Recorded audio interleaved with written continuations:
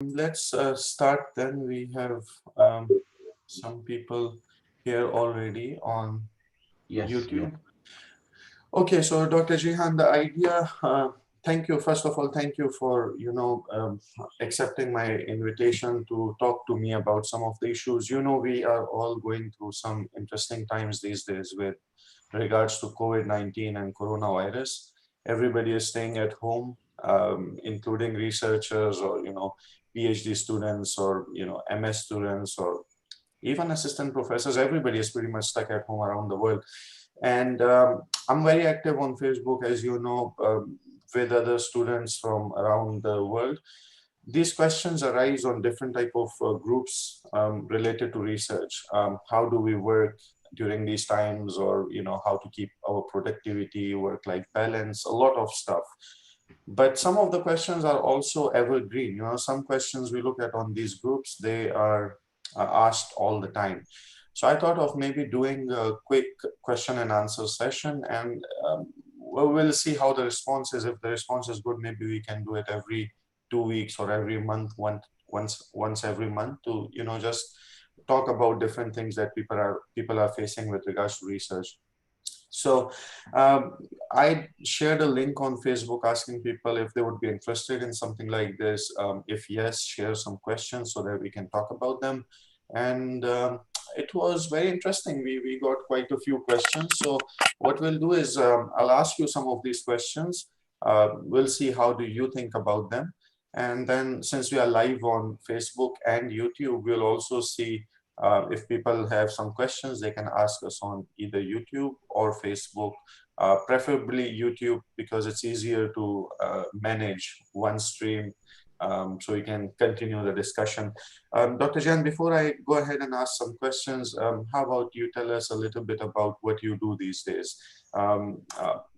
For those of you who do not know Dr. Jihan is a full professor at the College of Hospitality and Tourism Leadership, University of South Florida. He is my colleague. He is also my mentor, and I'm very proud to say that he is like my elder brother as well.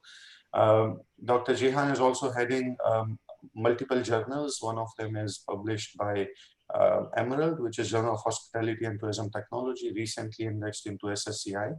And also Dr. Jihan is heading an organization called Anahe, which connects different type of programs around the world in regards to education. So bringing research scholars to the US, also sending scholars from US to other countries.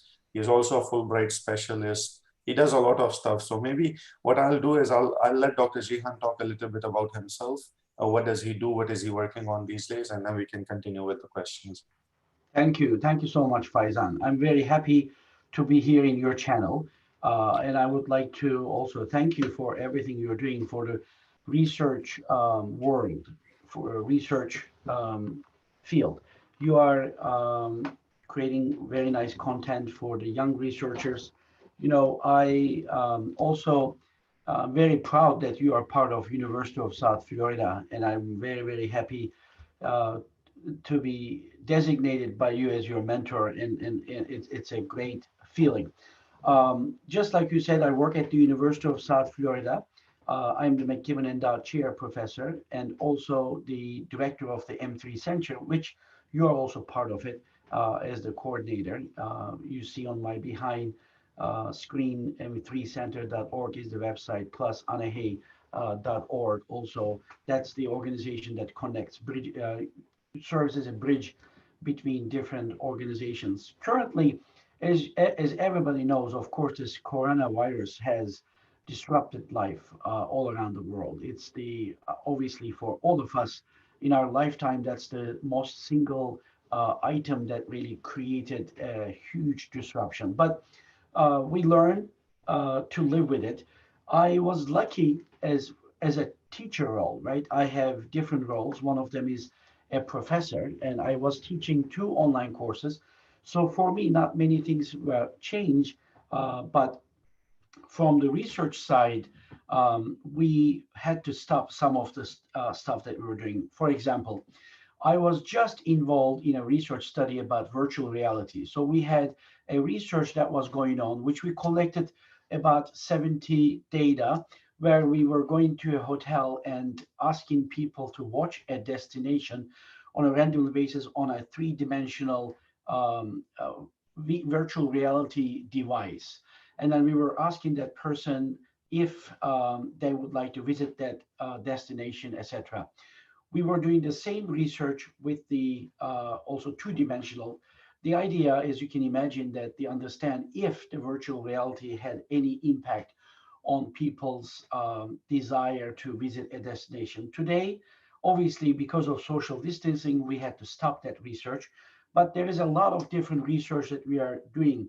You and I and Sam, our graduate student, are working on uh, about coronavirus Twitter feed. We were doing a big data study right now, so that's going on. And on the other hand, we are also working on several other coronavirus, the impact of coronavirus on the travel and travel behavior as well. So, and many people are working on that, which is great because that's a huge problem. Not only currently what the industry is behaving or reacting to it, but in my opinion, even more important after coronavirus is over, what will happen to the industry? The way that we are going to do things is going to be very different. There is no question about it. But we, as the researchers, need to come up with solutions, not just in hospitality and tourism industry, but in a variety of different industries. Also, a couple of other research projects that I'm working on with one of the visiting scholars that we have, Sedan Doğan. She's excellent. And we are working on what makes people choose a hotel over another. Again, this research study was designed before Corona become part of our lives. But now we are thinking about adding some additional. We always know that price, location, cleanness, maybe Wi-Fi, those are the important things for people to choose a hotel. But today, maybe some other things come into the picture. Social distancing of a hotel, the cleanness of the hotel in terms of disinfecting the room. Some people just yesterday, one of my colleagues told me that he is going to travel by car, obviously not plane now, by car, but he was even afraid to stay in a hotel because he's like, what happens if somebody before me stayed in the hotel that had a coronavirus? So those are the things that we need to include. That also we are working on smart technologies with another visiting scholar, Gözde Türktarhan, another excellent visiting scholar that M3 Center, the one that you see on my behind, is hosting. So those are, Faizan, those are the general things that I'm working on to summarize them. Yes, thank you very much, Dr. Jain. In fact, like you talk about how things change with coronavirus. I was looking at one discussion on Facebook on one of the groups, which was very interesting because everybody is talking about the impact of coronavirus or COVID-19 in negative terms, right? How has it impacted the economy? How has it impacted the travel and tourism and all these different type of things? But then somebody asked me, that what do you think about coronavirus's positive impacts? How has it increased personal interactions, even if it's on Zoom? Like, you think about it, people are staying at home and it's really frustrating for many people staying at home. I know you travel a lot, like you travel every month, twice or thrice, and staying at home for now a month, it really puts you in a very different state of mind. So you have to think about, you know, so, people are coming with very unique ideas with regards to this COVID-19 coronavirus. I also see that now when you go out somewhere for your groceries or buying things, your definition of service quality has also changed. Now you look at things like how much distance that they put on the, checkout lanes or lines, or are they cleaning the trolleys or carts before they hand them over to you, or is the staff wearing gloves, or are they wearing facial masks or things like this, which is really interesting if you think about how things have changed so quickly with regards to coronavirus. So thank you very much for telling us what you are doing, what you are working on these days, and I'm pretty sure that people would have got some ideas from your discussion. So let's get into the questions that we have. We have got some questions from my post on Facebook, but then I'm also getting some questions in YouTube, which is a lot. So I think we better start with those questions. Okay, so Dr. Jan, these questions are like really mixed up. So I don't know, maybe we'll answer some of them. Some of them would be left. I don't know how it would be, but let's start with some generic questions. There was a question that said, how can I improve my academic writing? This person has moved from industry into academia. And this person also wrote that he is very okay with writing for blogs or newspapers or things like this. But then now moving into academia, it's very difficult to shift the writing from normal writing into academic writing. How can we improve that? Right. This is a great question. Faizan, this person asked this question, but I also was in that particular situation myself. So when I came to United States in 1996, so almost 24 years ago, 6 years ago, um, I have also had the same challenge. And today we have a master's program where students all of a sudden starts to do research, academic research from, for example, in undergraduate, they're writing research papers, but they are not really research papers, so to speak. So one of the things that I did to myself, and it worked for me, and I tell to my students, which works for many of them, and there's many different ways of doing this. One of them is to read academic articles. I think this is the best teacher for everybody. So what you need to do for this viewer is to find their niche, right? You can't research in everything. You cannot be expert in everything. You have to find one or two streams of research. For me, for example, if anybody knows me, they would know that my main research area is hospitality technology. You can call it e-tourism, smart tourism, information technology in tourism, or hospitality, hotel technology. But these are the kind of like the things that define me. And why did I choose that one is sometimes coincidence. And when I was in the industry before I joined master's program, I became an information technology director in a five-star hotel by chance. The person who was in charge left the company. The general manager asked me to take charge, and I took a lot of training, even though I was not educated in IT. That was the background. So what I did is that I start reading a lot of articles. So I suggest this person is to look at some, if that person is in hospitality or business, whatever field that might be, find some of the top journals in that area, start reading the articles that interest you. Not everything, but interest you. So if that's marketing, if that's food and beverage management, if that's big data analytics, if that's finance, if that's technology, whatever that might be, just find those articles and start reading them. As you read them, you are learning not only first the issues that people are actually tackling, because research papers try to find solutions to problems that we have. So they also learn about methods. What kind of methods have been used? Did they use quantitative analysis or qualitative analysis? Did they use interviews, surveys, also statistical tools? Did they use structural equation modeling, multiple regression, and also variance, those kind of things? Those are going to help the person, oh, okay, this is how I report. This is what I do to report the results. If I'm going to SEM, these are the things that I have to note down. Or when I'm doing research, if I dump some people from my survey, let's say you collected data and 500 people, but you drop 75 people out, and people write why they drop. Maybe they say they have answered the validation question incorrectly, or they did not fill out the survey completely. Then I will say, oh, that means that when I'm doing my research, I have to note these down, because when I'm writing the methodology section in my article, I will need them. So that would be my best advice: to read, read, read academic articles though. Thank you, Dr. Jehan. Very solid suggestions, and I think again that it would be valuable to people who are listening. Okay, so another one, which is again a generic question, would be how to manage the work-life balance, which becomes much more relevant in these last couple of months because everybody is staying at home. People who are married, having kids, kids are home, wife is home, or husband is home, parents are home, so everybody is home. And then with all that, you have additional stress of COVID-19. So how do you manage work life in this type of situation?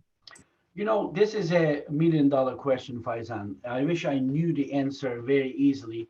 Probably I would be a millionaire now. But I can only tell you what I do, right? It's also, I agree with whoever asked this question, and I'm sure that many people, I personally, I've seen a lack of motivation in my own. As you have said earlier, that I was very used to travel. As a matter of fact, if coronavirus was not here today, that you and I would be in Turkey, attending the tourism summit in Turkey. But and then we were getting ready to go to Italy, Naples, to do our Glow Serve conference. But that didn't happen. Of course, life goes on, so we have to adapt. What I try to do is that I work on many different projects.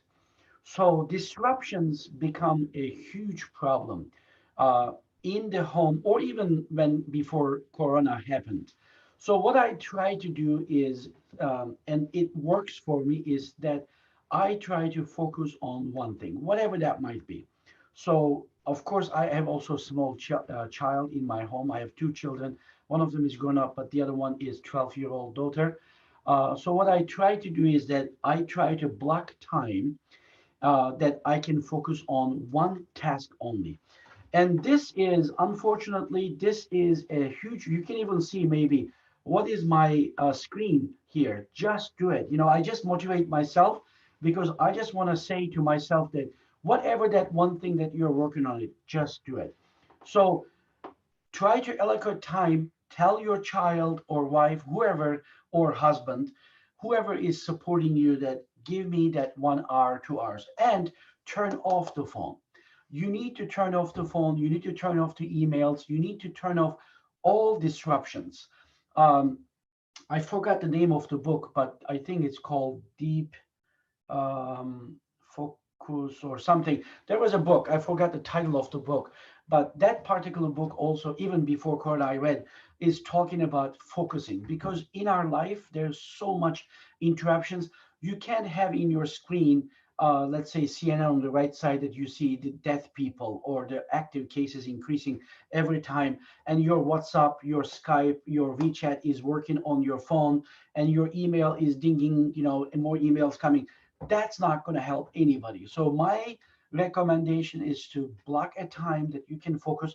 Then when that time is done, your task is finished, then you can go into your family, let's say, spend with 1 hour with them. So, and to do also list helps as well. And I know, Faizan, you are using them. Maybe you started to use them more often than before because of the corona, and you yourself have two small kids, and they are even more challenging than mine because they are a little bit younger and they are everywhere. They have a high energy, but it's the fact. So we got to do what we got to do best out of this situation. That's my small advice here in terms of work-life balance, is to block a time for everybody and focus on that one and just stick to whatever that you're doing on. Thank you very much. Yes, Dr. Jan, I actually am doing like these type of to-do lists. And, you know, Great. I'm a big believer in motivation or self-kindness or self-motivation as well. Like you got to motivate yourself. I know that you are very motivational for other people, like you talk to people and all those things. I've also met other people who are very motivational, but then when it comes to your own self, you also have to motivate your own self. And I think that sometimes we ignore the power of small things. You know, to-do list, the best part about to-do list is that every time you are done with something, you cross it off your list, Right. and which motivates you to move further and get the other task done. So those of you who do not do to-do lists, I think it's very easy. Just start, and you can do it in multiple ways. And I do it for every day. Now, the thing is, we also have to understand that, when you write this list, you don't know what is going to happen in that day. I mean, many things can happen. So it's highly possible that you do not finish everything on that list. So instead of beating yourself up, just simply move that thing to the next day. Start Yeah. with it, right? So, but I think that having something like this physically in front of you is is really powerful. I also know that some people do it on their phones or on their tablets or somewhere in the laptop, which is a good thing, but in my opinion, that also distracts you. Look, the moment you pick up your phone to look at what you need to do, all of a sudden you move to another thing, and then you realize that you have spent an hour on your phone. It's the same with laptop. So having something physical, maybe a physical sticky note or something on the side of your monitor or on a wall or somewhere is really helpful. It works. So thank you again, Yeah. Dr. Jehan. This was a generic question.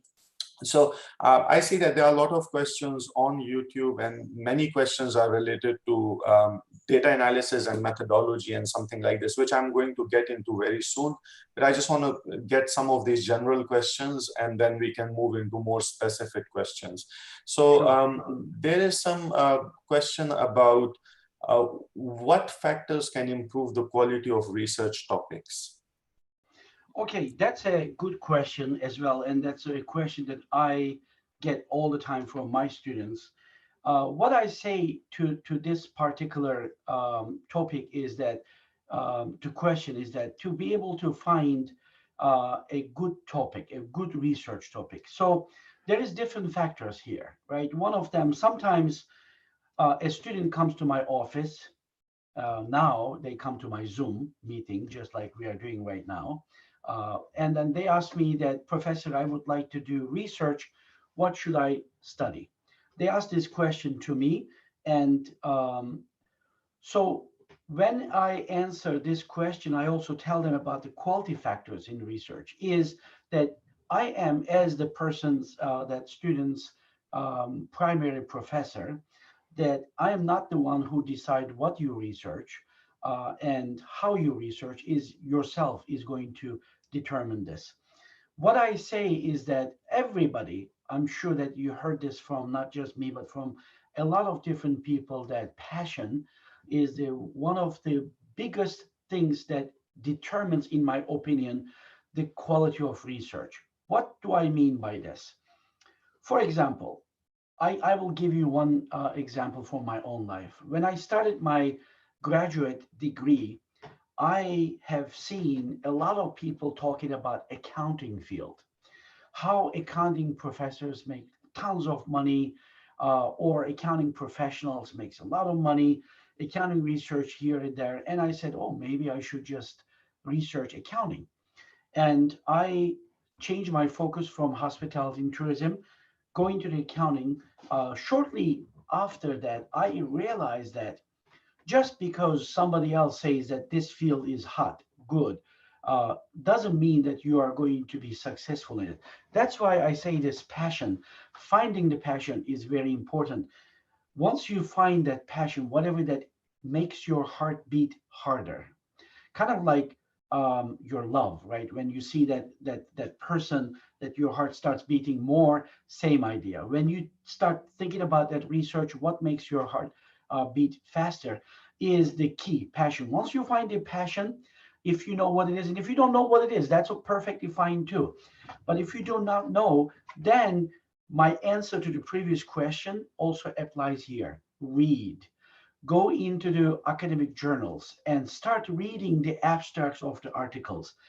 After you read the first 4 or 5 sentences, if that turns you off, that means that that particular field probably is not right, the area for you. If you do this 10, 20, 15 times, and then you see the same thing, let's say you're reading about accounting or information technology or whatever that might field might be. If that doesn't interest you, that means that that's not the right place for you. And you will find it, whatever that might be. Once you find it, again, what determines quality is the knowledge. You need to read as much as possible. You need to feel yourself. before you can give to others, you need to fill yourself. That's why I always tell my students that every day when you wake up in the morning, spend 1 hour minimum on reading other people's work. And I see you, Faizan, all the time when somebody posts something on Facebook, let's say their new research, you're one of the first ones to always tell people that please send that article to me. I want to read it. And that's how you develop yourself. Even if you are one of the best researchers in the world, that doesn't mean that you know everything. So even today, I am a professor for 20 years now, full professor, have done all the things that academic have done. Like right now, Faizan is an assistant professor. Hopefully soon he will be associate professor, but there are these ranks. Even then, the learning never stops. So read other people's work. When you read other people's work, you are doing two things. One, of course, you learn about what they have done, but the other one is that these gaps in your mind is happening. Oh, they have looked at, like I just gave you an example, virtual reality research that we are doing. We have given people this virtual reality device. We have shown them one of the four destinations, and then we ask them questions about that destination. So I am reading now a lot about that field to be able to see that in my research, what is it that I need to do more, or rather there is a gap to be able to do. Once you do that, once you identify the research topic, identify the gap that's going to fill that particular thing, then you will do all the research methodology, which we're going to go into a little bit in soon. You are going to make that better. But one also other thing that I just want to share with you, with everybody, just recently in TriNet is a listserv that for the tourism researchers, I think there's 4 or 5,000 people.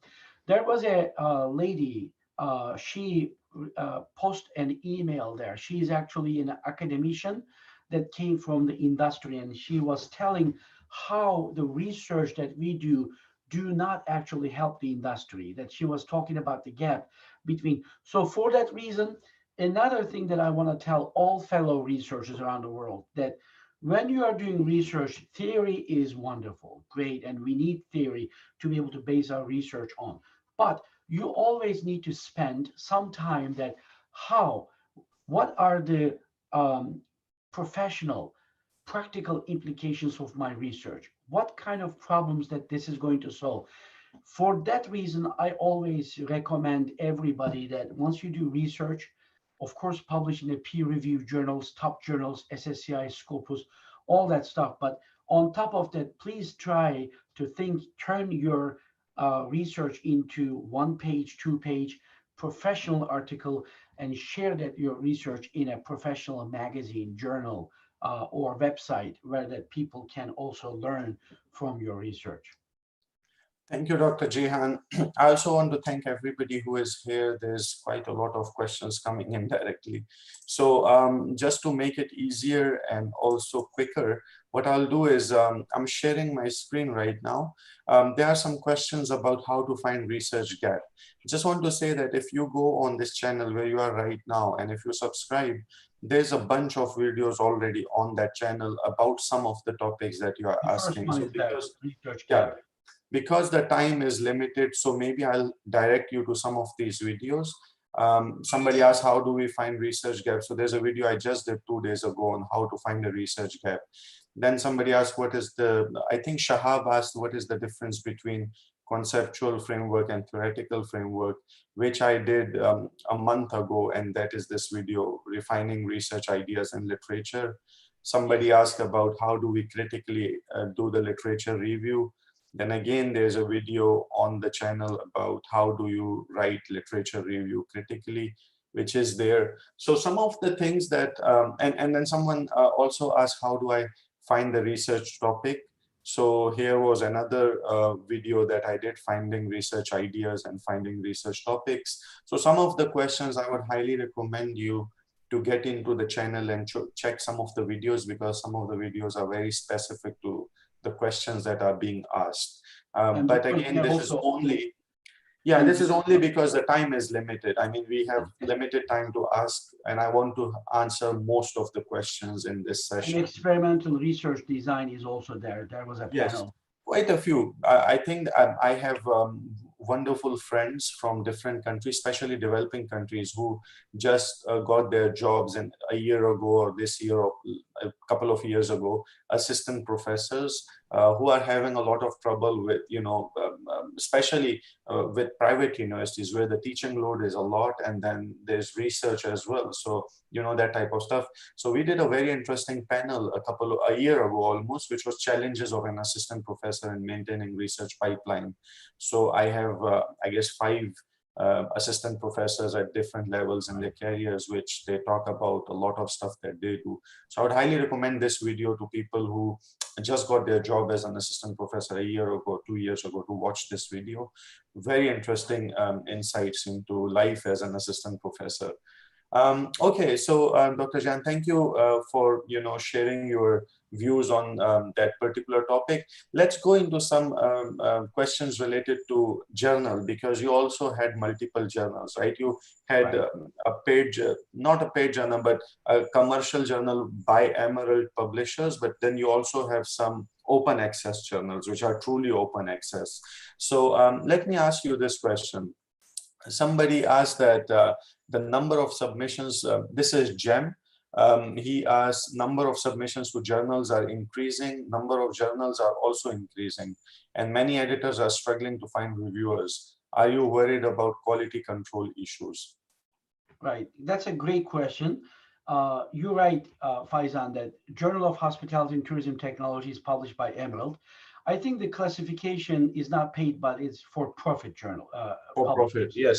Yeah, Emerald is a for-profit publisher, and for that reason, submitting and publishing articles in JHTT are free, but accessing those articles once that's published is not free. And as an editor, that's not under my control. It's something that Emerald as a publishing agency does, which I respect. They do a lot of great work. But for that reason also, that M3 Center behind me is the organization that I work for. I'm the director currently. Thanks to here also to John McKibben, who made M3 Center available for us with his generous gift to the University of South Florida. We created two journals that are 100 true open access. One of them is Journal of Global Business Insights, and you can access them by m3center.org. And the other one is Journal of Global Education and Research. So these journals are open access, publishing, submitting article, and accessing articles 100% free. Obviously, it's not free. Somebody is paying for it. In this case, it's the USF, University of South Florida M3 Center. So Jem's question about the finding quality online reviews is a very valid one. For GHTT, it's a little bit easier, and I'll tell you why. Because it is indexed in SSCI, Social Citation Sciences Citation Index. SSCI, as many of you know, that it's the highest, kind of like the first league of journals. In hospitality, I think that there are more than 350 journals in hospitality tourism area, and only 9 journals are in SSCI. So when I ask somebody to do a review for GHTT, it is a bit easier because I reward reviewers. What I tell always the young reviewers, usually assistant professors who have finished their PhDs, and also whoever is watching this video, if they are interested, I mean, this stream that we are doing right now, maybe after it's being recorded, if they would like to be a reviewer for JHTT, JGVI, or JGAR, please let me know. I'm happy to accept you as what we call ad hoc reviewer. So we give you for 1 year 6 papers a year. That's the agreement that I have with my reviewers, and they need to turn on the reviews on a timely basis. That is usually 21 days, and also they need to provide a impactful, useful review. Sometimes I send a paper to a reviewer and he or she sends me good, bad, good, bad, perfect. Those people, I never send them any more reviews because that's not really constructive criticism. You can reject a paper, you can accept a paper, you can send some revisions, but you need to provide these good feedback to people. And so that they can make their research even better. For that reason, when I make agreement with the young researchers, I tell them timely and impactful, useful reviews. Then after that, I take them into the editorial advisory board. For the JGBI, Journal of Global Business Insights, a Journal of Global Education and Research, those two journals, it's more challenging, but I always tell people that if we don't have these good reviews, we're not going to have a good journal, and that's going to help. And to be honest with you, for a good two reviews for each paper, I have to send about 8 to 10 review requests to people. So if as an author, and that's a message for myself and for you and for everybody, if you want good feedback for your paper, please pay the favor back by doing good reviews for others. And I know Faizan yourself is reviewing a lot of papers, and I'm doing, even today I have 2 reviews that I have to do and finish. This is how it goes. We need to spread the wealth. You write many journals, many reviews, and I also would like to tell all the young researchers who may be watching this video right now is that please volunteer to review. Don't wait to get that invitation from an editor. If there is a journal that is your passion, that is in your area, reach out to that editor. Tell him or her that I want to be an ad hoc reviewer. Please send me papers. This is how you can get to the editorial advisory boards. That's number one. Plus, also remember, reviewing papers for journals is an amazing professional development for yourself, because you get to read that research before it's even published. So if you are reviewing in your area, you are going to get this additional benefit, besides giving back to your fellow researchers, but you're also gaining as well too. So look at that from that perspective. Thank you, Dr. Jihan. Actually, if you remember last year, we did a very interesting panel on the benefits of academic review. And it's also available on my YouTube channel. Yeah. Which I think that all the young researchers should definitely watch, because like you said, not only it gives you insights into unpublished work or work that has not even published yet, but it also increases your knowledge of how the discipline is moving forward, because many of these papers are breakthrough. Many of these papers are talking about new theories or theory development or extension of theories or some very interesting findings that you can take and work on them for yourself. Think about how many things are changing around us now.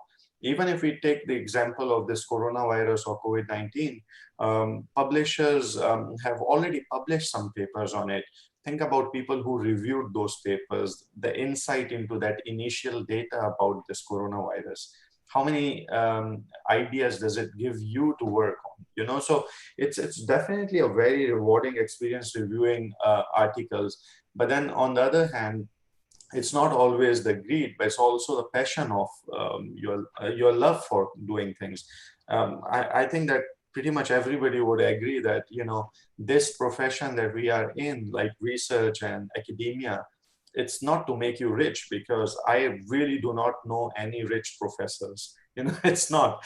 It's your own personal interest or passion that brings you into something like this. So giving back as a reviewer is such an amazing thing. It just enhances your passion of being into this profession. So, again, if you do not review yet, try to review. Those of people who are watching right now who are academics, like assistant professors or associate professors, I think it's also a responsibility on you to train the next generation on how to review. I mean, I remember, and I'm always so thankful to Dr. Muslim, who was my PhD supervisor, on how did he teach me to review papers. So whenever he got a paper to review, he would give me a copy to review as well. And then he would sit down with me and match my review with his review and just guide me on what training, which was really, really interesting training, because we see that if you look at it critically, there are a lot of workshops. In fact, I was a part of a very interesting research seminar series for the last 16 days that was done by some amazing people in Pakistan, Dr. Sajid Bashir from Namal University. Very interesting. But look, if you look at the conferences, if you look at webinars, a lot of online things, many people are actually training young researchers or even experienced researchers on how to write, how to become a good writer, how to make your paper publishable, stuff like this. But then everybody who writes sends it to a journal, and then the journal has to send it to a reviewer. But then there's no training for reviewers. So it doesn't matter how much we train people on how to write, but if we don't train people how to review them, we still have a problem, because sometimes you see reviews are not that good, right? So I think that everybody should really look into how do we review papers and start reviewing papers, which gives a lot of, a lot of motivation, at least to me. Right. So Faisal, you have also in your channel something about reviewing papers. I remember yes, Dr. Jihan, there's one webinar, one video, one right? panel, which was Panel benefits and challenges of academic review. review. So So, that's which great. again, I think it's a very good panel, and people should, because the people on this panel are really, really seasoned researchers. And in fact, I guess all of them are editors as well, because I remember Stan was on this panel, Professor Matin was in this panel, Uli was on this panel. So all of them are editors, and all of them are pretty seasoned researchers. So I think that, very, very valuable panel discussion in there. And then, okay, so again, some people are talking about journals, like how do we find the journal, or how do we know if this journal is the right journal for me? Again, I would refer to one of the videos on my YouTube channel, which Can says, I say something about that, yes, I'm Faisal? coming to you. Uh, Yes, go ahead, Dr. J. about that finding that journal, I just want to say something. It just happened to me. Just yesterday, I got an email from a journal, said that, dear Cihan Cobanoglu, we have read your work. You have amazing research, which, sounds amazing. And you read that first, and then says that we would like to invite you to submit your paper to blah, blah, blah journal. I may even have shared it in my Facebook.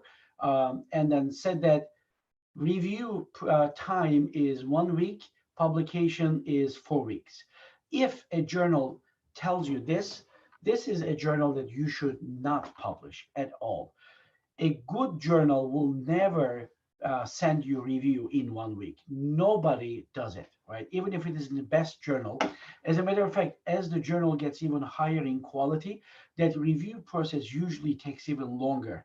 So my recommendation to all of besides watching your video, Faizan, you have done a good job there in terms of finding a good journal, is that to be able to look at again that publications, right? When you start reading whatever topic that is in, you are going to get a sense of the not only the articles but also journals that they are being published.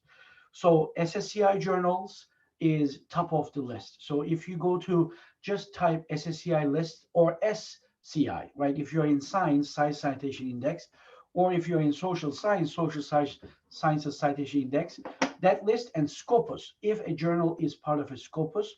And the other one that I want to give, DOAJ, Director of Open Access Journals. If those, because those are the organizations that really filter the journals. You have to do a lot of things. JGBI and JGAR, those are the two open access journals that I'm involved. M3 Center publishes them. We are actually going through a lot of different things. We have to prove to those organizations that we are doing the peer review. We are doing everything transparently and in a scientific manner to get accepted into those. So SSCI, Scopus, DOAJ are the three ones that I can tell you that you can start. Doesn't mean that others are all bad journals. If then JGBI would be one of them, but they are still good. But look at the clues, right? 1 week review, publication in 3 weeks, 2 weeks. Those are all red flags that you should stay away.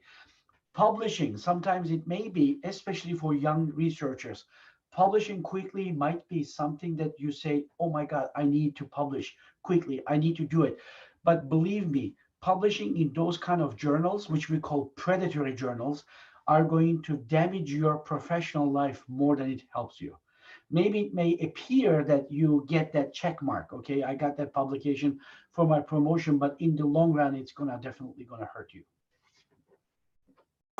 Thank you, Dr. Jan. So there's a question which is related, and because you talked about predatory journals, there's one person asking that I just came to know about a newly started MDPI open access journal where the publishing is free for 2020 only. However, I know which journal is this. This journal's name I would rather not mention here, but the fee for this journal is close to $2,000 if you want to submit your paper.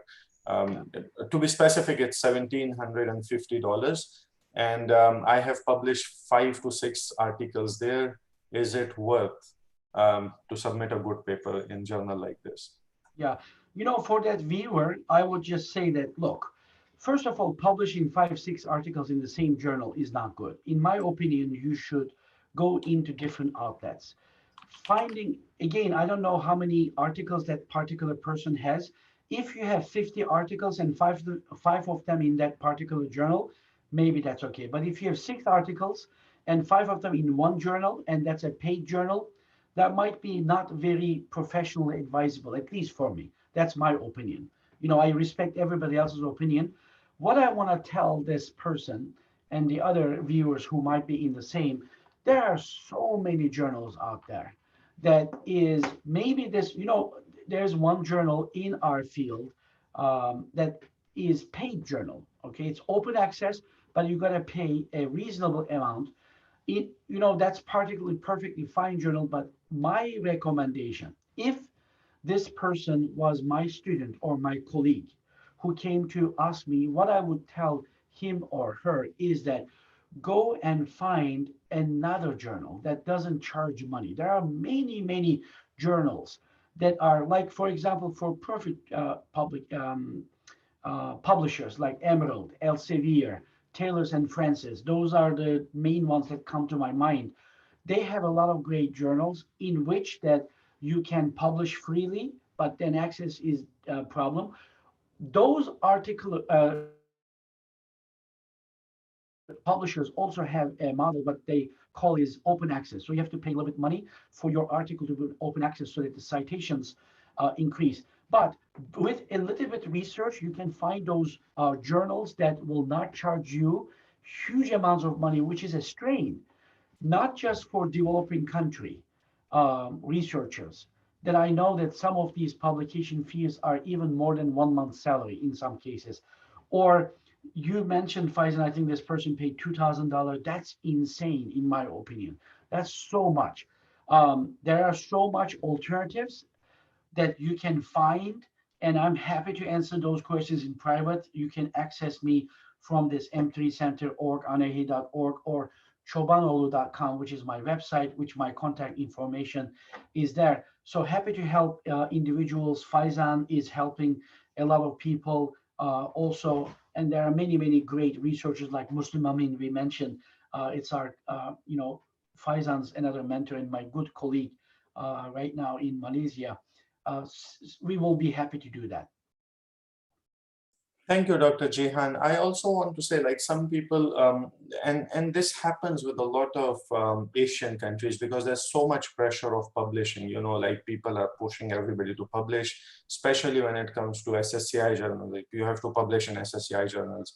Even students who are going through their PhD, they have to publish before they can graduate and stuff like this.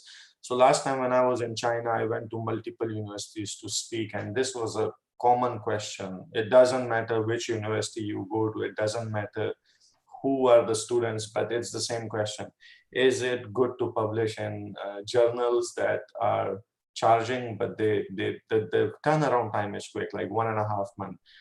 I have a couple of things about this. One is obviously like if I'm interviewing somebody, let's say for a job, and I understand journals, my first question would be, why are you publishing in a journal that is charging you $2,000 compared to like thousands of journals that are free to publish in, right? Why? What's the reason?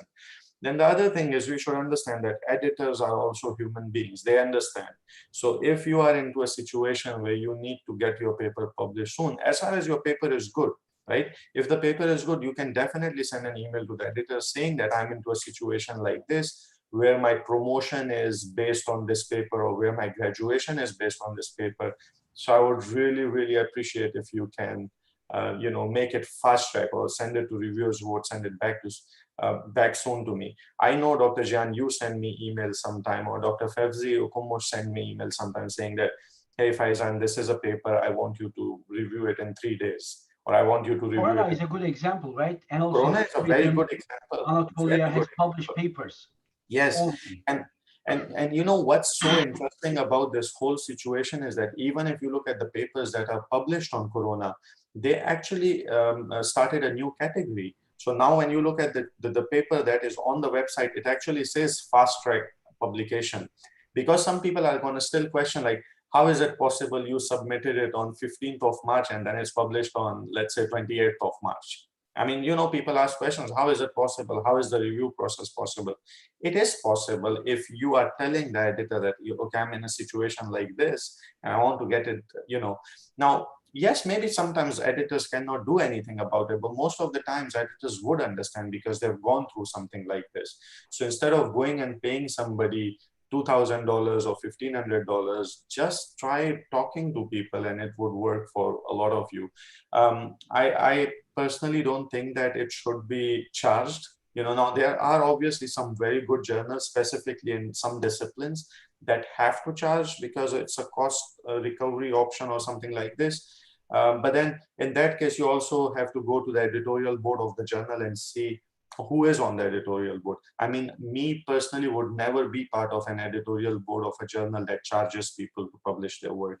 I'm sure you won't do that as well. And I know No, that a yes. lot of people that are pretty big names in our field won't do that. So if you don't see people that you know pretty well, seasoned researchers on certain editorial boards, I think you should avoid publishing in journals like that. So that would be my take on something like this. Okay. Now, Dr. Jan, very interesting questions. Okay, this one I've been part of a lot of these type of questions. So, and I'm going to synthesize some of the questions together into one so that it's easier for you to answer. Multiple people ask about, okay, is a smart PLS a good tool to learn? Is NVivo a good tool to learn, right? So particular softwares. But then Fine. some people are also asking, like, I'm good at this software. Should I also learn another software? So let me put it into one question, and that is, are there any popular research softwares or popular research methods in social sciences that we should learn? Right. That's a great question, Faizan. I also get that question also too. I always answer this question that it's asking, should I drive a Ford? Should I drive an Audi? Should I drive a truck? Should I drive a sports car? So this question is akin to this kind of, the analogy is similar. To be honest with you, if somebody starts the research process by saying that I know how to use Smart PLS. Smart PLS is free for 2 months or whatever that is, or you already have that software, or Amos, or you have SPSS, or you have whatever, NVivo, for example, or RapidMiner. Those are the, if you start your research process with the tool that you are going to use, I think that's a big mistake, in my opinion. What you should do instead is your research question. What do you want to do? I always give the analogy is that instead of thinking about which car you're going to drive to get to from point A to point B, let's say you are in Florida, where I am currently in Sarasota, and you want to go to New York by driving. So instead of thinking about what kind of car I'm going to drive there, you need to really understand what I need to do. I'm going to drive from here to New York. So you need to create a map first that will tell you that that's the best way, maybe the fastest way, or short way, gas, but more time. So what's important for you? Once you determine that, then you can say, what what are the ways? Am I going to use a Greyhound bus? Am I going to drive by myself? Am I going to do carpool with other people? That's like co-authoring with other people, or solo driving by yourself, or whatever that might be. So once you determine that, If your research requires you to do an SEM, right, which is the structural equation modeling, then you can start asking this question to yourself. Am I going to use EMOS? Am I going to use Smart PLS? Am I going to use R software? Whatever that is, then your knowledge, if you already have Smart PLS and you are going to do this, yes, you should learn. Also, the question, I already know Smart PLS. Should I learn other software like NVivo, for example? And again, that question goes back to the same answer, is that it depends on what your needs are. NVivo is our good friend, Dr. Lodhi, Rabnawaz Lodhi from Pakistan, is an expert, and he came to several of our conferences at Anahe and M3 Center actually has organized and explained NVivo. He always says that NVivo is a qualitative research analysis tool. So you can put interviews, you can put videos, you can put text over there, and it will give you the results. It will analyze you. So just learning NVivo for the sake of NVivo is really not going to help you. If you don't do qualitative research, maybe your field is doesn't like qualitative research, or you are not a qualitative researcher, you may not have the data. If that's the case, then learning NVivo is not going to help you. But if you want to use mixed methodology, let's say that you've done a quantitative study before, and a good example from what's going on right now. So as Faizan have mentioned earlier, the service quality measures are changing, right? When we go to a grocery store, how social distances, they put like marks on the floor, and they wipe the carts, and they put all these things different. They take X number of people in the store, so you have to wait outside. You know, in a normal time, this could be terrible, but now in the times like this, you appreciate. So the service experience is changing. If you want to understand this and you want to do a qualitative research, you can do maybe interviews, or you can even look at people's behaviors by recording video. Of course, you have to get the approvals before you do that for the research. So my, again, take on this one is that please don't focus on the tool that you are going to use before you know why you are going to use this tool. Once you know that you need this tool, yes, definitely. And to answer generically, the more software you know, the more knowledge. I'll give you a good example. If I did not attend Dr. Lodhi's NVivo training session that he did in Istanbul last September, and I would have known that you could analyze videotapes, for example. Oh, that gave me an idea. Oh, that means that I can maybe record videos and then analyze them by using this particular software. So that's a okay thing, but not just, don't focus too much on the tool as the first step. It's definitely an important step, but it's not the first step.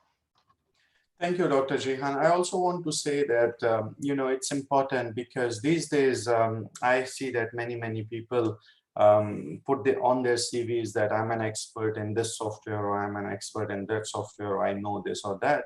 I think that for all the young researchers, especially those who are into PhD or MS right now, it's very important that you understand the method and not the software, because softwares update consistently. Think about Windows, think about Microsoft Word. Yes, the basic utility is the same. Windows is operating system.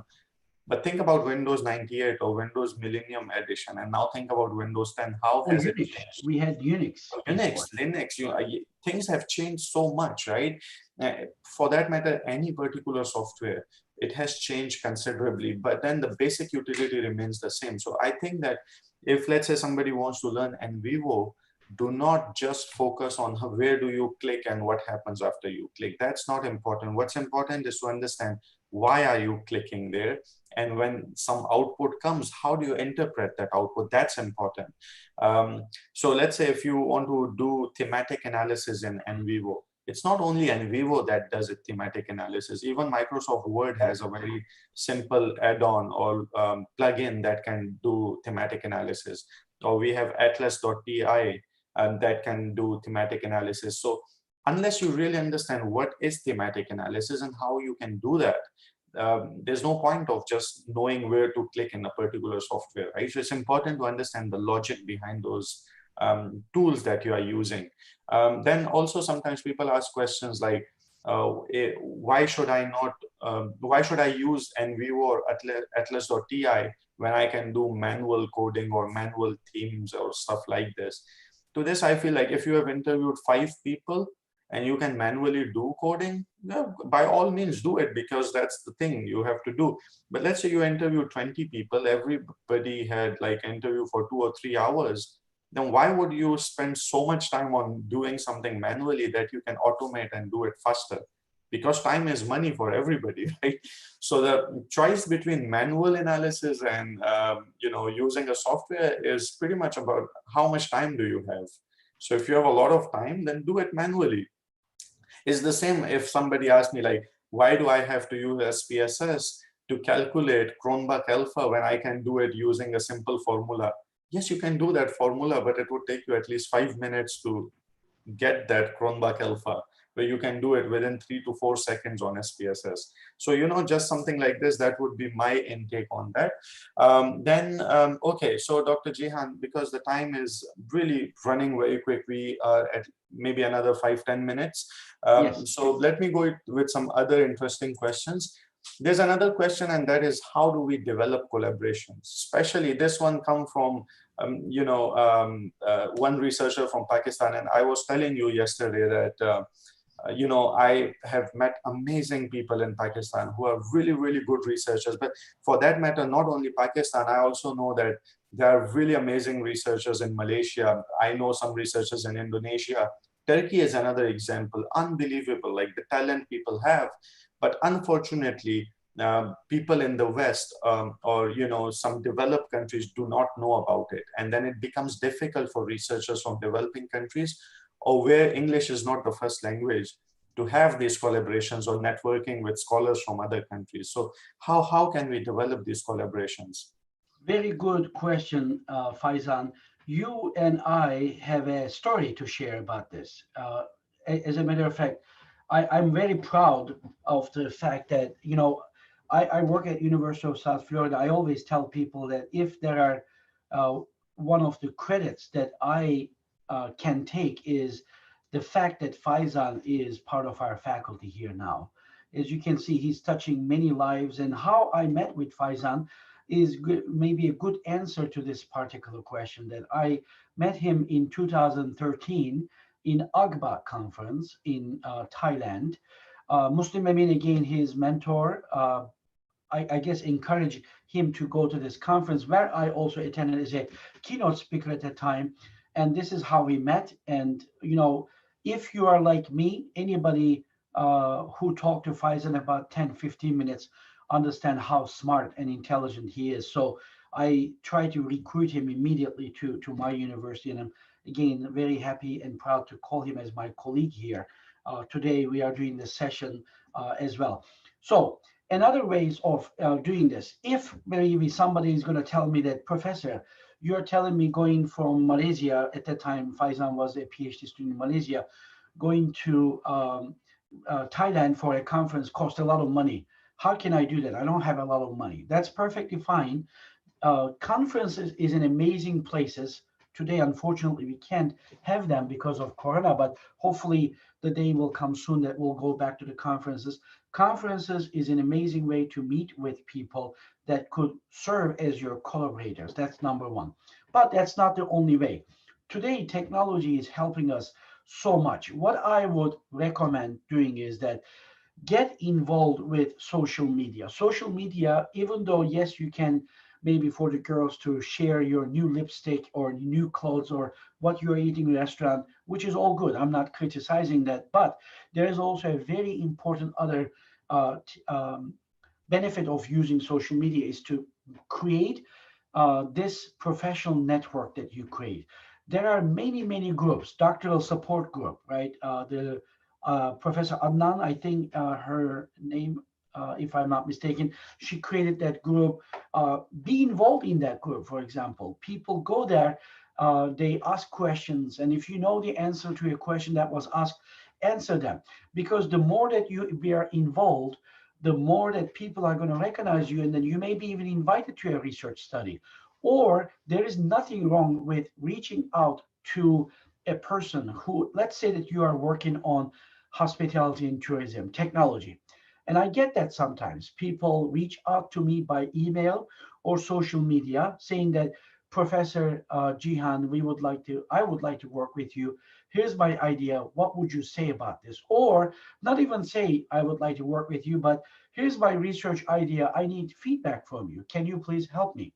And I, most of the time, that I never say no to these kind of requests. And after creating this particular trust, that I know that you are a good researcher, you try hard, then I have collaborated with many people in that regard, even though I've never met them face to face in my life, even before Corona, right? When we could have go travel freely, that I didn't meet with people, but yet I publish with them, and that's perfectly fine. So social media is one of them. Emailing to people, sometimes calling, asking them to come to your Zoom with you, whatever that might be, is a great idea. And I always tell people that you need to create a professional team where you can create 4 or 5 people. You can work on of course, these people need to have similar research interest. You can have very different people on that one. So and one of the things that I want to express to especially my friends from developing countries, including Turkey, where I am originally from, is that please have self-confidence. The people, researchers, they are also human. They are not different than people. So we breed to do the same thing. Approach them. Hey, maybe you email to a famous professor in America or in England or Australia or wherever that might be. You don't get a reply. So what? That's okay. You can try one more time, maybe. If that person chooses to ignore that email for whatever reason that might be, let that be. Don't take it personal, because that person might be maybe busy, maybe your email going to his or her spam folder, whatever that reason might be. Just go on. Try to create that. Again, being active on social media in those discussion groups where research is being taught, especially in the same research area you are, is going to create an amazing platform for you to develop some co-workers. And also, one thing that I want to tell to everybody, that sometimes this happens in developing countries, that just because there is a, let's say, established professor in a research theme, that person, even though he or she may do 5%, 10% of the paper, that person's putting as the first name is not fair. So technically, when you create these research teams, collaborators, I always tell that open communication from the beginning is a really key to success. The way that I always go with is the name order. When you publish an article, the output is a research article that you're going to submit, must be in the order of the contribution. If the first person author has put 50% of the time, the work, that person's name should go, and it will continue like this. So again, be active, have this self-confidence, be active in social media and other places. If you can go to conferences, please go. Conferences, that face to face in today's Corona days, that everybody probably would agree with me that nothing replaces face to face. Go there while that person is having coffee, talk to him or her, tell your research idea. Don't be discouraged if that person is not interested in you. There will be some people, so just go and try. Don't get demotivated about that. Thank you, Dr. Jihan. Actually, I also have a couple of things to share about this one. But before this, I see that there are quite a good number of people watching on YouTube. I just want to ask if you guys feel that you are getting some value out of this discussion or this talk. And if you want me to do it in the future as well, please comment so that I know what's the demand. And if you know something like this you feel is good for you, just comment in the chat so that I know that you are getting some value from it. Also subscribe to the channel if you want, if you think that it's valuable for you. I mean, marketer, right? Absolutely. But it So, is definitely an uh, amazing channel. yeah.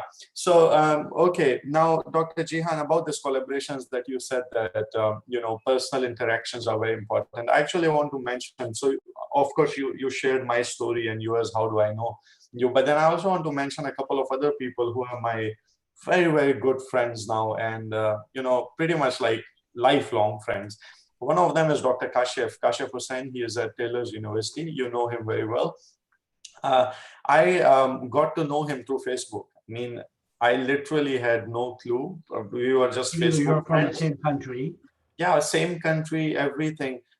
And in fact, when I was applying for PhDs, I emailed him. At that time, I was in UK and I was looking for PhD positions, and he guided me very well. But then I didn't go to that university because of certain reasons. But anyway, to cut it short, 3, 4 years down the road, me and Dr. Kashif are on Facebook. We were friends, never talked to each other, and then for some reason, he messaged me, which was also interesting, but I don't want to share it here. We talk, and then a month later, I was working with Dr. Kashif at Taylor's University as a research associate, and it just converted into such a beautiful brotherhood. Now it's amazing. And then the other one is Dr. Kisan Ru from Sejong University. Again, you know him very well. He's a very, very good friend of me.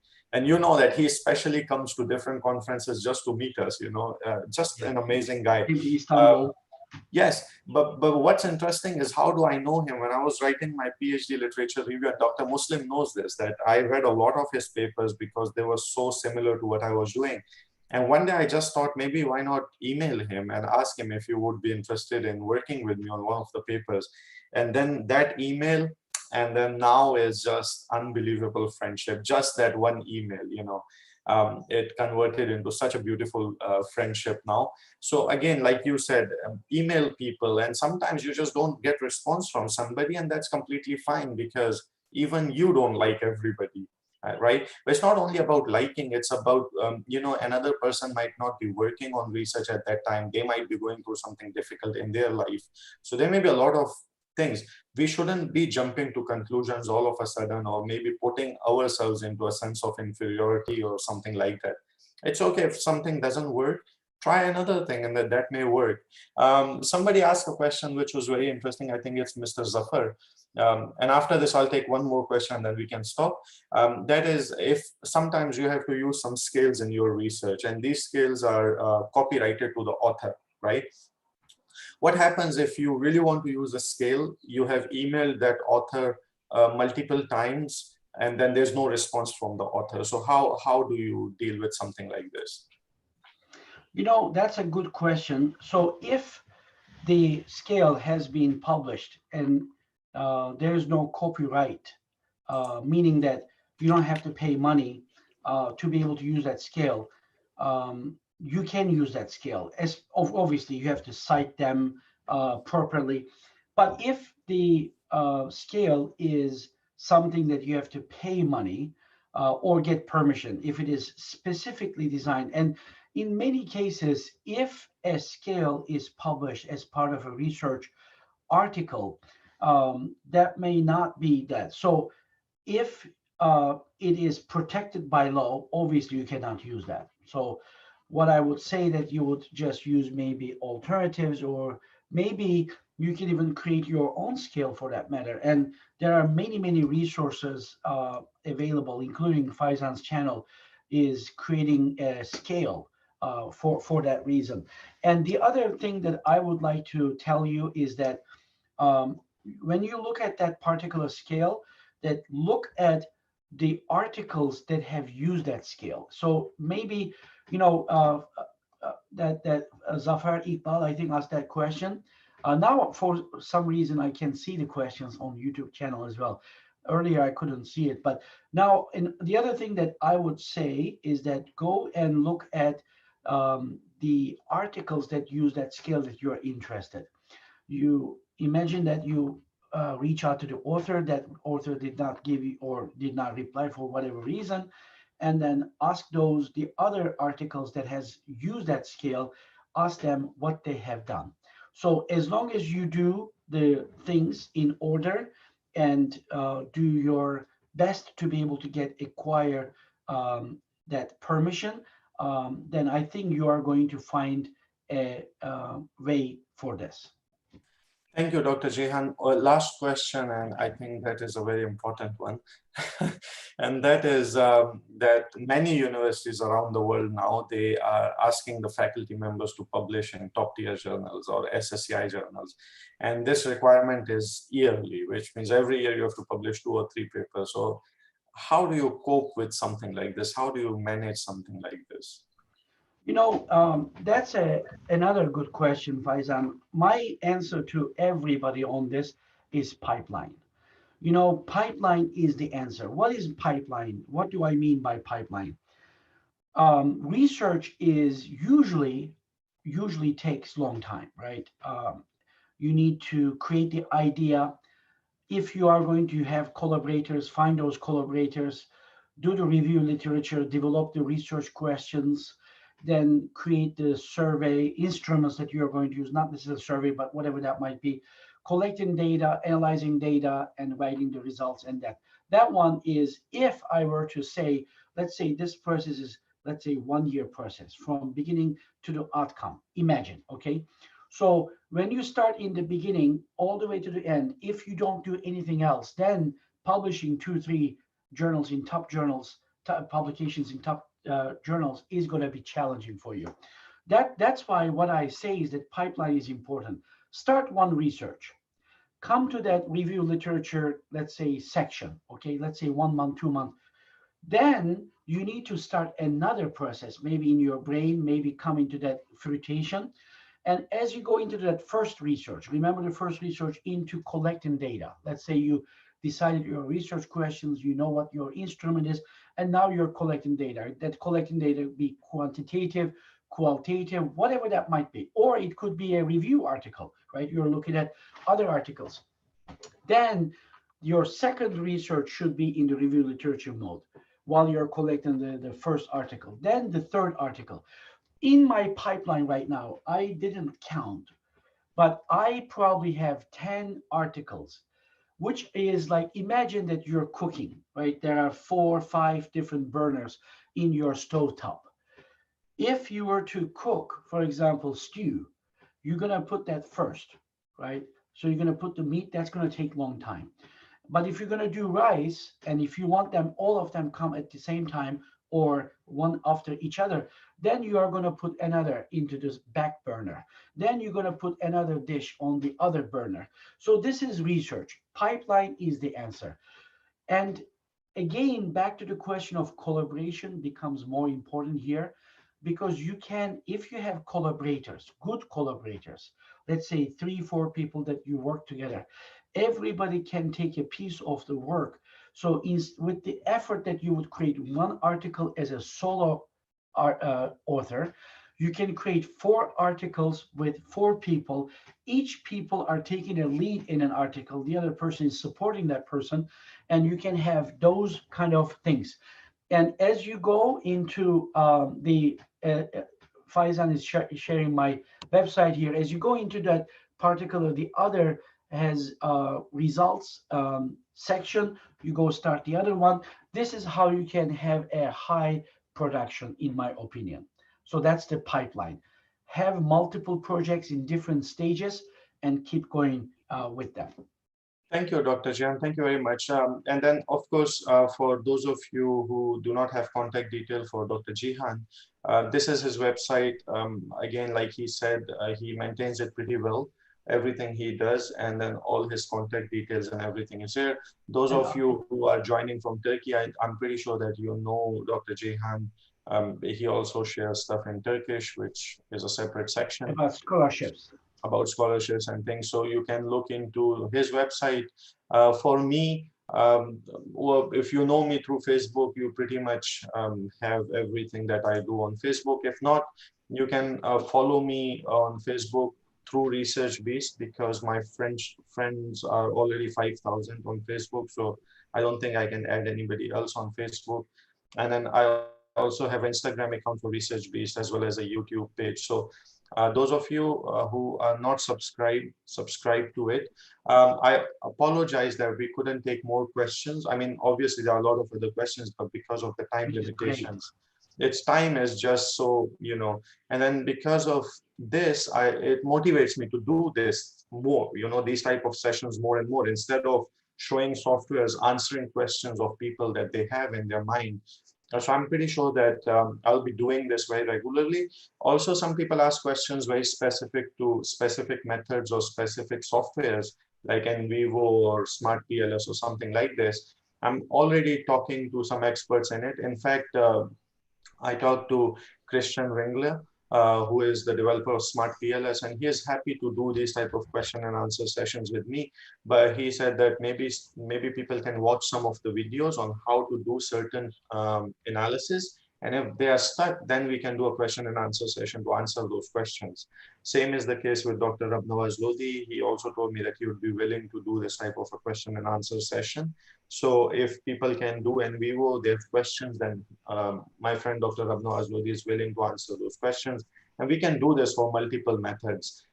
In terms of softwares, I already have some tutorials on the website, on the YouTube channel, but we can always extend. In fact, Dr. Jihan also has a YouTube channel. He also shares a lot of videos, and recently, I guess you did one on Zotero, which is a reference manager, right? Zoom That's on, and Zotero and as well too. Yeah. Zoom and Zotero and stuff like this. So again, for those of you who are online, if you think that there's some value for you in this type of sessions, I would highly recommend you to keep following on YouTube and on social media, and we'll keep doing these type of things. Once again, thank you so much, Dr. Jihan, for your time. I'm pretty sure that everybody have got some value from this, which I see from the comments that everybody is thanking you as well as me. Thank you. So thank you again. Thank you so much. Thank you, Faizan. I also want to thank you for doing a lot of great things like this. And also would like to thank all the viewers. Please share the wealth. The more you share, the more you get. Thank you. Have a Thank nice you. day. Bye-bye.